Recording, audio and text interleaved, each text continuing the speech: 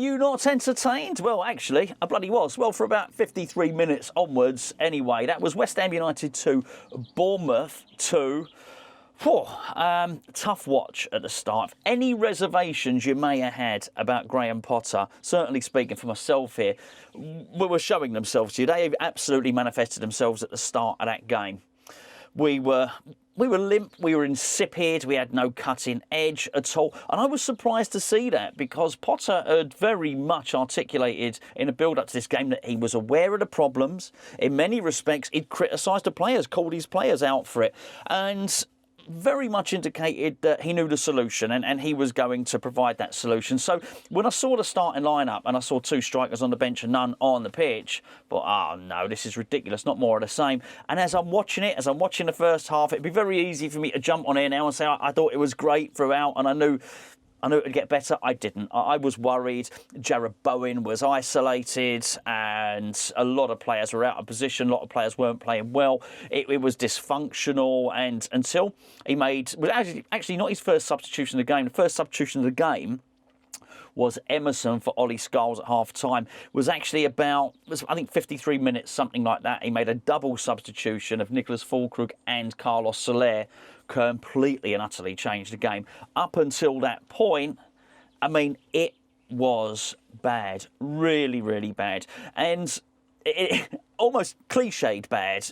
Thomas Souček is a wonderful player and does wonderful things for West Ham. You've only got to look at that Everton game. Absolutely brilliant, of course. But when he's bad, you know what he does wrong. It's not work rate or anything like that. It's his passing, it's his first touch. And he failed at that. Not only that, somebody who's normally very good with his passing, James Ward-Prowse, at least the safety first passing, he wasn't really up to it. Edson Alvarez wasn't up to it. So we had this dysfunctional midfield. And the only person that I thought probably played well throughout the whole game was Lucas Paqueta. And he was just going to go on and improve and get better. But even at the start, he was the one player looking for a forward pass, looking to make something happen. But it was tough, and I mean really, really tough. And Bowen was playing a striker at the start of the game, completely isolated. It was so predictable. And I just found myself watching it very frustrated with Graham Potter, thinking, why have you not changed this? What's going on? And when he made the change at half-time, and it was only basically Ollie Scholes, who looked nervous throughout the game and wasn't brilliant, but it's not like Emerson made much of a difference at all. In fact, almost nothing had changed. The shape was the same, the way we were playing was the same. I was pleased we went to a back four, and I think in many respects this is how I want to see us go now. This is the stuff that I want to see going forward. But it wasn't really until he made those substitutions. And let's talk about the first goal. First goal was Evanilson. It was a weak shot from Semenyo. You might call it a daisy cutter, perhaps. And he just fumbled it. Areola just fumbled it. He just spilt it. It was poor. Really, really poor. Straight into the path of Evanilson. I don't know, 2-3 yards out. Very, very close. An easy goal to avoid. Very much an individual error. Not good enough. And do you know what? I could almost see the headlines. I could almost see, not the headlines, I could almost see Potter saying, oh, well, it wasn't really my fault and so on and so forth. But at this point, my moaning is going to stop. Well, I'll still moan about the odd player or two, because very much at this point, in 53 minutes, Graham Potter got it right. And this is what I want to see from now until the rest of the season. Niclas Füllkrug made a huge difference to West Ham. He is so good, so good. He scored our equalising goal not long after coming on, 8 minutes after coming on, something like that. It was a corner, James Ward-Prowse corner, really, really good delivery. His deliveries were spot on all game. Actually, earlier on in the first half, whilst from open play, Ward-Prowse hadn't been particularly brilliant. He swung over a free kick, which caused absolute havoc, almost caused Bournemouth to put the ball in the back of their own net. But with this corner that he took, which had been actually created by Jarrod Bowen and Lucas Paqueta. Now, by this point, Füllkrug's on and Bowen's back in his preferred position. He's back on the right-hand side, metamorphosised. Looks like a completely different player.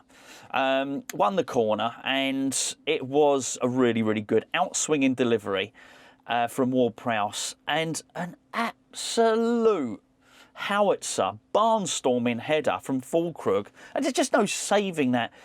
And the rest of the half unfolded. I mean, at that point, it was still 1-1. We still got 2 other goals to talk about. But at that point, you could just watch the rest of the half and sort of marvel at the difference that Niclas Füllkrug had made to the team.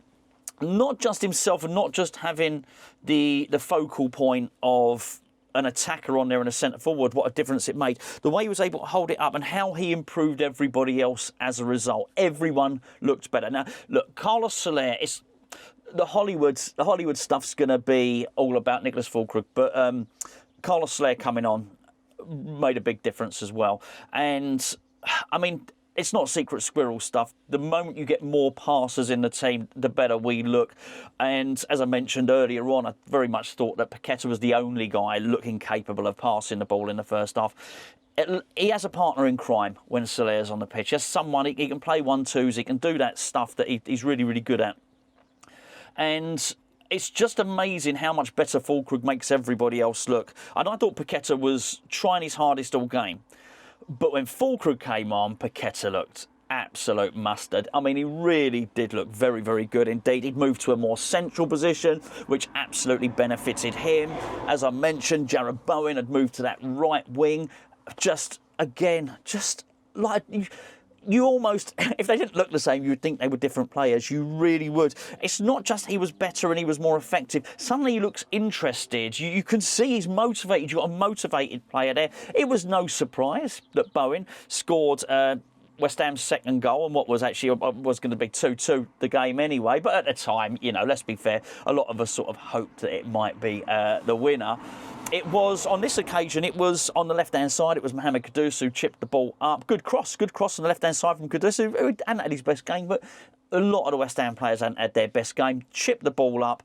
Jarrod Bowen managed to find space in between the Bournemouth defence, which, ironically enough, he wasn't able to do. And the sort of havoc he wasn't able to cause when he was just playing up front against him. But when he can come from deep, come from wide, find space, it's a surprise to find him there. When Jarrod Bowen's playing up front, there's no surprise. And they got really, really good central defenders. And that Howson in particular is a brilliant player. Look, we'll talk about him in a second. He'll play his part.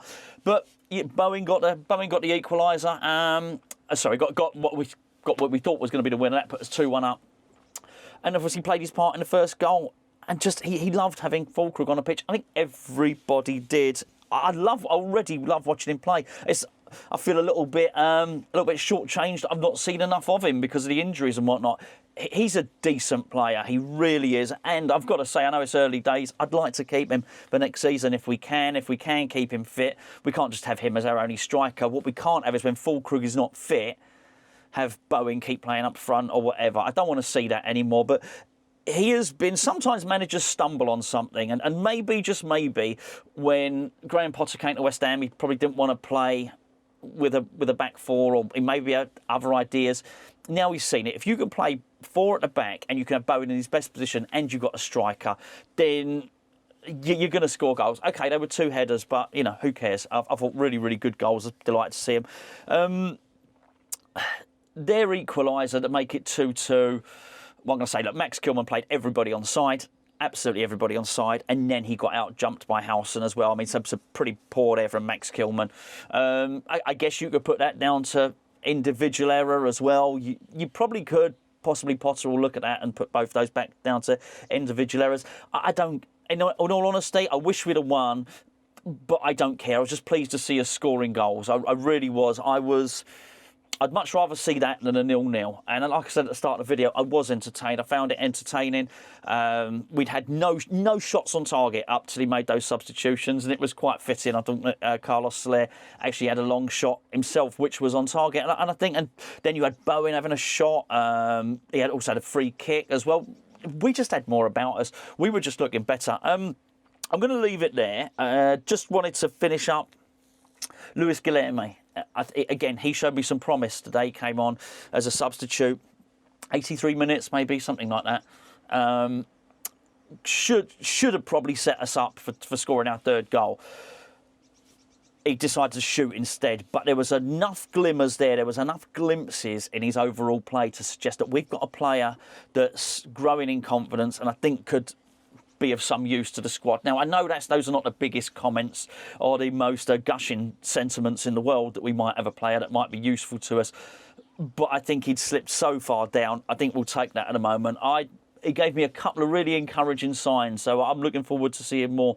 Overall, I'm happier than that. Happier with that than.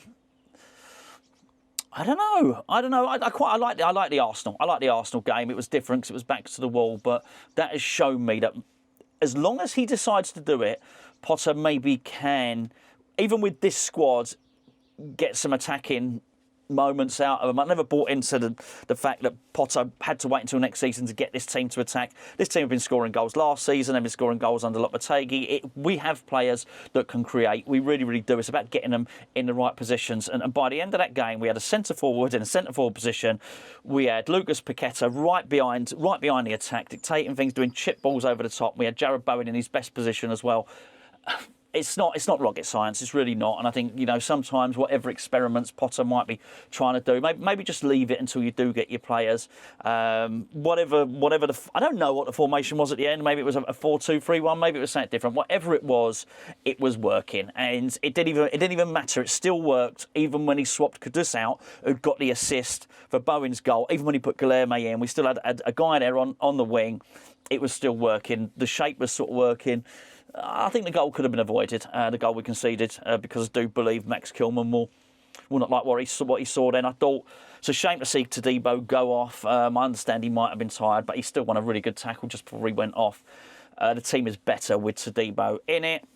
Right, I'm going to love you and leave you. I'll catch up with you tomorrow.